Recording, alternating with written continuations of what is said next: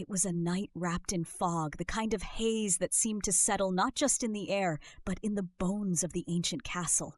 Sir Reginald burst through the heavy oaken doors, his steel armor clanging loudly enough to wake the very stones beneath him. His breath was as ragged as the edges of his torn cape, and the urgency in his eyes mirrored the chaos he had just escaped. Across the room, King Henry rose from his throne, his features betraying a faint pallor. "My lord," he gasped, his voice echoing in the vast throne room. "The enemy is at the gates. They've breached the outer walls." "How many?" he asked through gritted teeth. "Too many," Reginald wheezed, still catching his breath. "Hundreds, your majesty, armed and merciless." He swallowed hard, his voice dropping to a reverent whisper that carried more weight than a battle horn. "And they're led by him." King Henry's eyes, shadowed by sleepless nights and recent defeats, darkened further at the name he knew was coming. "The Black Knight," Reginald concluded gravely. Though the words hung heavy, they seemed to carry a chill with them, as if a north wind had crept into the room. The flickering torches that lined the stone walls dimmed imperceptibly, the shadows growing tall and menacing. The title alone was enough to strike fear, for it evoked a figure cloaked in darkness and dread, a man no one had truly seen, his face always hidden behind an impenetrable black helm. For years, kingdoms had whispered his name like a curse, uncertain if he was man, myth, or something far worse. But his blade, carved from obsidian steel, had no equal, and his legions followed him with unrelenting loyalty. A demon in flesh, some called him. Others claimed he sought not conquest but the humiliation of kings. Henry's voice shook, though he tried to mask it behind authority. "Have the guards been reinforced on the inner walls?" Before Reginald could answer, the thundering boom of doors shattered any illusion of safety. The throne room's grand entrance flew open with a force that made chandeliers above tremble. Gasps echoed from the assembled courtiers who had lingered near the edges of the chamber, now retreating further into the shadows. A figure strode inside, power in every step. The sound of boots on the stone floor was deliberate, unhurried, every element about him, his ebony armor gleaming faintly in the torchlight, his flowing obsidian cape, and most of all, the sword he carried with ease, spoke of someone who never had, and never would, taste defeat. He stopped midway to the throne, surveying the room like a predator scanning prey. His helmet, adorned with intricate carvings resembling twisting thorns, faced the king directly. Though nothing of his face could be seen, his silent presence radiated a commanding force that seemed to choke the air. "Henry," the Black Knight said at last, his voice a deep, resonant growl. It rang not with arrogance, but with certainty, as though speaking the king's name was itself a claim of ownership. The king forced himself to stand straight, though the sword by his side had never felt so useless. He nearly spat his response. "You dare walk into my hall after defiling my kingdom, after murdering my knights?" The Black Knight tilted his head, his demeanor almost amused, as though King Henry's rage was little more than a child's tantrum. "Your knights died because they chose to follow false strength? We both know these walls were never meant to hold. They held my father's kingdom for 40 years before I inherited it," Henry retorted, though doubt crept into his voice.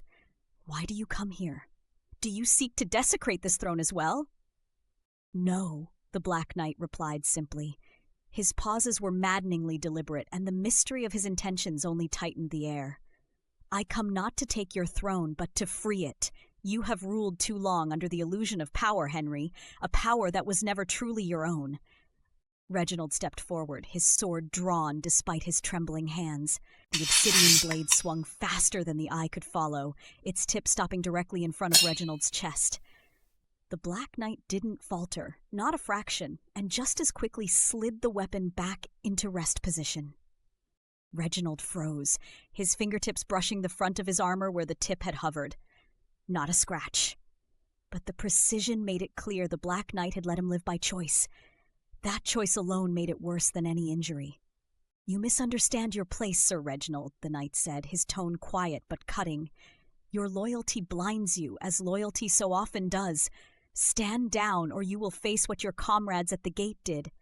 "Enough," the king's voice echoed with fury. "You speak of freeing my throne as if you are something more than an invader, a usurper cloaked in mystery. But underneath that steel, you are flesh and blood like any other. What makes you think you have the right to challenge me?" The Black Knight stepped forward, his presence towering even though Henry had the elevation of the throne dais. The courtiers held their breath, terrified of what might come next, but what the Black Knight did surprised even them. With steady hands, he reached up and unlatched his helmet. The sound felt deafening, the soft clicking of metal reverberating in the room where time itself seemed to pause. Slowly he removed the helm, and for the first time, King Henry's kingdom bore witness to the face beneath the darkness. Gasps rippled across the room. It was a face Henry knew all too well, one etched deep in the recess of his memories, though he had once tried to forget. The sharp jawline, the dark eyes that still burned with both pain and determination. A scar ran down one cheek, one that hadn't been there before, and yet there was no mistaking him. "Marcus," the king's voice was little more than a whisper. The Black Knight's lips curled into a bitter smile. "It has been a long time, brother." Whispers erupted like wildfire among the courtiers. They had all heard the stories, of course. The tale of Marcus, the younger prince who had been sent away years ago, disgraced, exiled for what had been called treason. The details had varied between retellings, but many believed Marcus had died in some far-off land. None had imagined he'd ever return, much less as Alderwin's greatest enemy. Henry's knuckles gripped the arms of his throne so tightly that it seemed the wood might splinter. You betrayed the kingdom once before, murdering my knights, slaughtering our people. This is how you've come to make amends?" "Make amends?" Marcus spat, his tone sharp. "You seek to paint me as the betrayer when it is you who betrayed me, cast me out, erased my name from history as if I were nothing. And now I return not to seek amends but to restore what was stolen from me." His voice lowered into a growl. "You may call it treason, Henry, but I name it justice." "Justice?" Henry's voice cracked under the pressure of rising fury. "Your justice is built on a mountain of corpses, Marcus. Do not speak to me of righteousness. Whatever your grievances, you've brought war, destruction. Our people will never follow someone who darkens this land as you have." For the first time, Marcus's gaze flickered to uncertainty, but it was fleeting, his confidence returning swiftly. "Let the people decide that. My sword has won every battle thus far, not because it alone is mighty, but because they march behind me willingly. They seek a leader who will break the chains of this false rule." Henry took a shaky breath. "And what now? Do you mean to kill me? No, brother. There will be no blood spilled here tonight. At dawn, I will give you one choice. Surrender this kingdom peacefully and exile yourself as you once exiled me, or I will finish what this siege has begun." His voice softened, though no less ominous. "You have until sunrise to decide." With that, Marcus turned, placing his helm back on with ceremonial precision. Without another word, the Black Knight strode out as boldly as he had entered, leaving nothing but the haunting echo of his steps, and a king paralyzed by the weight of an impossible decision. "Your justice is built on a mountain of corpses, Marcus. Do not speak to me of righteousness. Whatever your grievances, you've brought war, destruction. Our people will never follow someone who darkens this land as you have." For the first time, Marcus's gaze flickered to uncertainty, but it was fleeting, his confidence returning swiftly.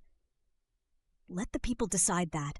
My sword has won every battle thus far, not because it alone is mighty, but because they march behind me willingly. They seek a leader who will break the chains of this false rule." Henry took a shaky breath. "And what now? Do you mean to kill me? Take the throne?" Marcus's smirk fell. "No, brother. There will be no blood spilled here tonight." He lowered his blade, staring deeply into the king's eyes.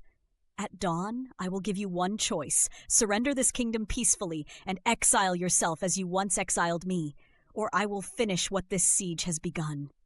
His voice softened, though no less ominous. "You have until sunrise to decide."